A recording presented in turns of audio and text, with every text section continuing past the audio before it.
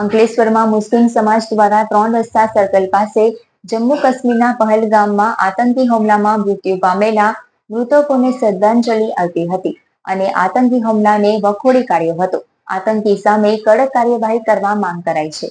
જમ્મુ કાશ્મીરના પહલગામમાં પર્યટકો ઉપર આતંકવાદીઓએ કરેલા આડેધડ ગોળીબારમાં 26 પર્યટકોના મોત નીપજ્યા છે।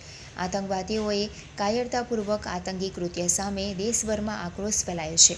ત્યારે અંકલેશ્વર મુસ્લિમ સમાજ દ્વારા અંકલેશ્વર 3 રસ્તા ખાતે પહલગામમાં આતંકી હુમલામાં મૃત્યુ પામેલા પ્રવાસીઓને શ્રદ્ધાંજલિ પાઠવી હતી।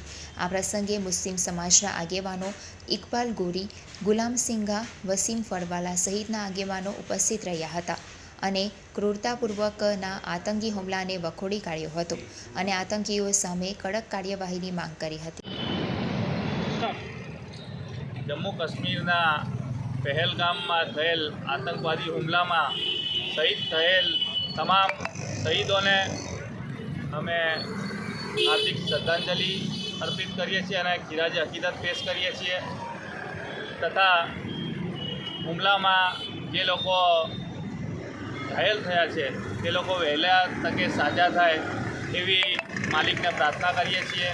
આવા હુમલાઓ જે દેશભરમાં થઈ રહ્યા છે, સરકારને અમે નમ્ર વિનંતી કરીએ છીએ અને અરજ કરીએ છીએ કે યુદ્ધના ધોરણે આવા આતંકવાદીઓને કડકમાં કડક કાયદા બનાવીને એ લોકોને કડકમાં કડક સજા થાય અને આવી આતંકવાદી પ્રવૃત્તિઓ બંધ થાય એવા કડક કાયદા બનાવવામાં આવે અને જે પરિવારના લોકોએ એમના સ્વજનોને ગુમાવ્યા છે એ પરિવાર જોડે અમારી સાંત્વના છે અને પ્રભુ માલિક ઈશ્વર અલ્લાહ એમને અને એમના પરિવારને હિંમત આપે એ જ હેતુસર આજે અમે અંકલેશ્વરના મુસ્લિમ સમાજના લોકો અહીંયા ભેગા થઈને એમને શ્રદ્ધાંજલિ પાઠવી છે।